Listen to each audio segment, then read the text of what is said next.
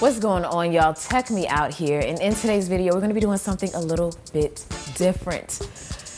I'm going to be trying out a gaming laptop, and I'm not even going to front on you or lie to you. I am not a heavy PC gamer, but I do game. So this is going to be my very first experience with a gaming laptop, and what better way to get that started than with the HP OMEN.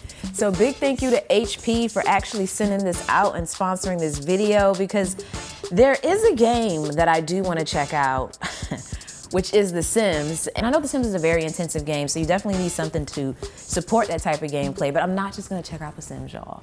I'm gonna check out some other games as well and run this through its paces. But before I do all of that, let's get into the intro and then get into the unboxing. So first thing first, in the box, you get an instruction manual, the laptop, the power cable, and the power brick. So real simple, straight to the point, but nice packaging nonetheless. We're gonna take the approach in this video of more of a user experience. You know, we're still gonna talk about the tech specs and all of that, but how does this perform for your daily use as a gamer or an entry-level gamer? But something I gotta say, just initial impressions, I like the design for gaming. You got a huge display here, 16.1 inches. It also is 144 Hertz with a micro edge anti-glare screen. And basically all of this helps reduce lag and image ghosting to provide a more crisp, clear image. Because especially with gaming, you can't have no lag. And thankfully with the AMD Ryzen 7 5000 series mobile processor and the Radeon 6000 series graphics card, we can maintain that high refresh, low latency, and stutter-free gaming. I used to play Black Ops real heavy. And yeah, a little bit of lag, a little bit of latency can get you can get shot in the game. Like yeah, so that's crucial, I can say. Now when I open it up here, we do have a webcam right here. It gives you, I'm not sure right off the specs on it, I'll throw it on screen, but I do know it gives you a 188-degree wide viewing angle. But overall, yeah, this looks nice. This is a huge display. This is gonna be nice not only for gaming, but just even video editing. Like the fact that it has such a powerful graphics card, not only can I game, but the graphic card controls video, so I should also be able to edit pretty sufficiently up here too. It also has dual speakers with HP Audio Boost and a 4-zone RG keyboard that lets you backlight 4 independent zones with different RGB keyboard lighting. Now this RGB keyboard, this is a new experience for me because I'm used to just the standard color of a backlit keyboard, but this is nice. I really like the colorful, you know, light behind the keys. And it definitely serves its purpose, I'm sure, with certain games. But aesthetically, it looks nice, definitely. So those are just some of the key specs of the computer. Let's get into some gaming, y'all. We're gonna cut away real quick to my experience of what that's like. All right, so I've been gaming up here for a little bit, and so far I've checked out Gears of War and The Sims 4, I think it is. It's been forever since I played The Sims. But I do remember when playing The Sims before on just a regular computer, it will oftentimes like stutter through. It wasn't exactly the most pleasant experience. So to now be able to play it on something like this and everything is just running smooth, I have been loving it. I'm actually pretty excited because I've been wanting to get back into The Sims 4, so this should be good. And when it came to Gears of War, that game ran smooth for me as well. So far, first impressions, I don't have any complaints. I know, like I said earlier, The Sims is definitely a graphic intensive game. So I feel pretty good with what I've seen so far in terms of performance from this.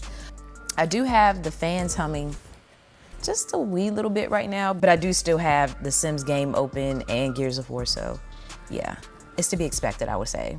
And the speakers are decent. For the gaming performance, we're good to go. So yeah, I'm gonna get back to my games and you can get back to the rest of the video.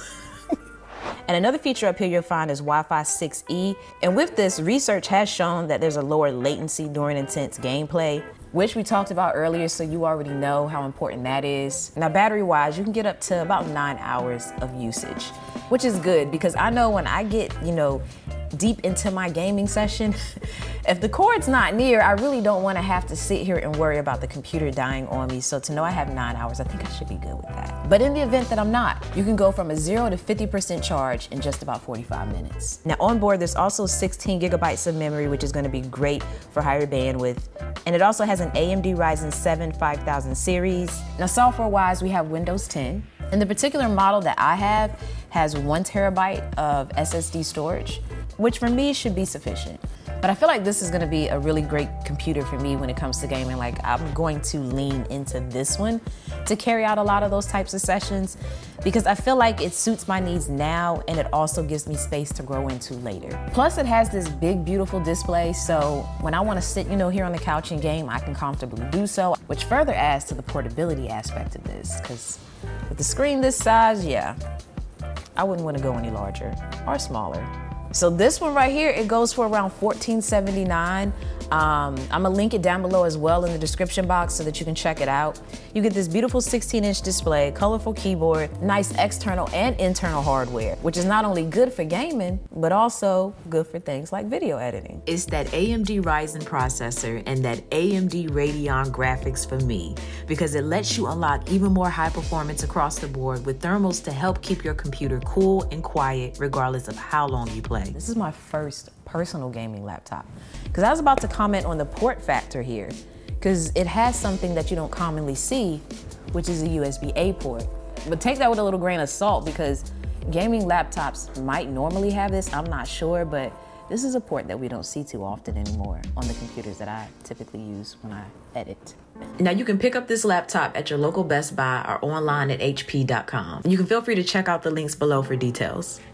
But anyway, y'all know how I do. I'll rant if you don't let me stop. So I'm gonna end the video here and I'm gonna throw on screen some other ones that you can check out. But that's gonna do it, y'all. Let me know some games I should check out down below in the comment section. And as always, thanks for taking the time out to let me tech you out.